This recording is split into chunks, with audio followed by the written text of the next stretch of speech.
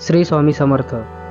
श्री स्वामी समर्थांची खरी भक्ती कशी करावी हे आपण आज या व्हिडिओमध्ये बघणार आहोत. अनेक जणांना असा प्रश्न पडलेला असतो की स्वामींची भक्ती कशी करावी, स्वामी भक्तीमध्ये मांसाहार चालतो की नाही, स्वामींची पूजा कशी करावी. तर या सगळ्या प्रश्नांची उत्तरे तुम्हाला या व्हिडिओमध्ये आज मिळणार आहेत. पण व्हिडिओला सुरुवात करण्याआधी व्हिडिओला एक लाईक आणि चॅनलवर नवीन असाल तर चॅनलला सबस्क्राईब करायला अजिबात विसरू नका. तर मित्रांनो, खरी स्वामी भक्ती कशी करावी हे आपल्याला स्वतः स्वामींनीच सांगून ठेवले आहे. आता तुम्ही म्हणाल ते कसं?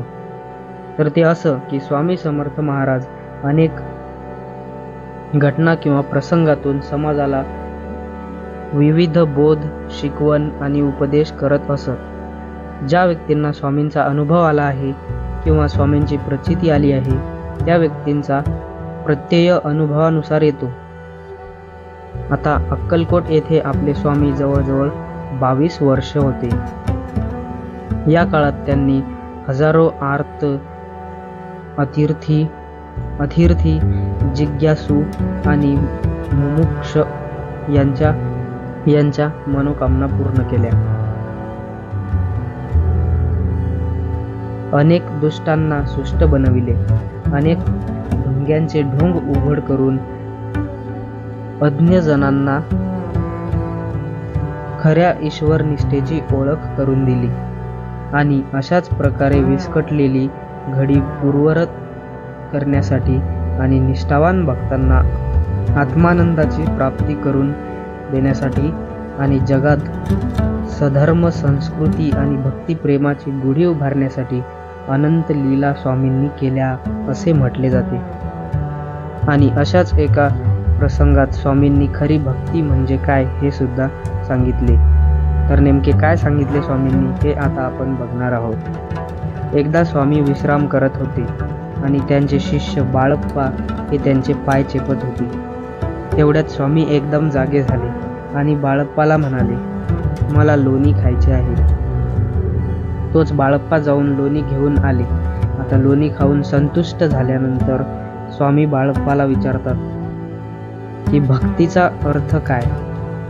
आता बाळप्पा प्रांजळपणाने स्वामींवरच तो प्रश्न फिरवतात. मग स्वामी म्हणतात की भक्ती म्हणजे ईश्वराला वाहून जाणे. आयुष्य आपले असून ईश्वराचे आहे असे मानून तन, मन आणि धनाने केलेलं समर्पण म्हणजे भक्ती. आता स्वामी म्हणतात की सर्वजण असे समजतात की आमची म्हणजे स्वामींची किंवा कुणाची भक्ती करणे म्हणजे देवाची पूजा करणे. पूजा करताना वेगवेगळ्या वस्तू, खाद्य म्हणजे पंचपक्वान्न किंवा फळे वगैरे, नारळे आणि असे अनेक वस्तू अर्पण करणे. सकाळी लवकर उठून अंघोळ करणे, तासनतास पूजा करणे, हे सगळे करणे म्हणजेच भक्ती आहे असे समजले जाते. पण आता स्वामी सांगतात की या सगळ्याची काहीच गरज नाही. तुम्हाला जर खरी भक्ती करायची तर तुम्ही फक्त नामस्मरण करा. तुम्ही जेव्हा एखाद्या संकटात सापडता किंवा तुम्हाला कुठलीही अडचण येते तेव्हा फक्त माझे नामस्मरण करा. तुम्हाला कधीही निगेटिव्ह फील होत असेल किंवा एखादी निगेटिव्ह एनर्जी तुम्हाला जाणवत असेल तर फक्त श्री स्वामी समर्थ असे नामस्मरण करत राहा. आता त्याने काय होईल की तुमच्या आणि स्वामींमधले कनेक्शन स्ट्रॉंग होईल. स्वामी तुमच्या मदतीला लवकर धावून येतील. स्वामी म्हणतात, तसे माझे लक्ष तुमच्यावर नेहमीच असते, पण नामस्मरणाने ते अजून जास्त बळकट होते आणि मी लवकर तुमच्या मदतीला येऊ शकतो.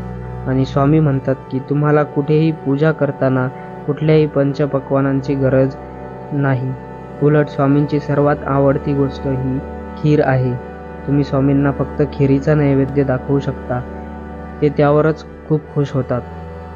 आणि आता बरेच जणांना असे वाटते की आम्ही मांसाहार करतो तर आम्ही स्वामी भक्तीत राहू शकतो का? स्वामींचे लक्ष आमच्यावर कमी होईल का?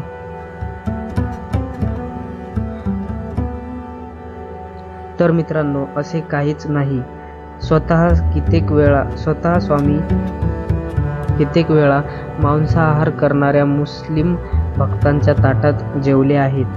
स्वामी असा भेदभाव कधीच करत नाहीत. त्यांना सगळेजण सारखेच आहेत. स्वामी सगळ्या भक्तांना एक समान समजतात.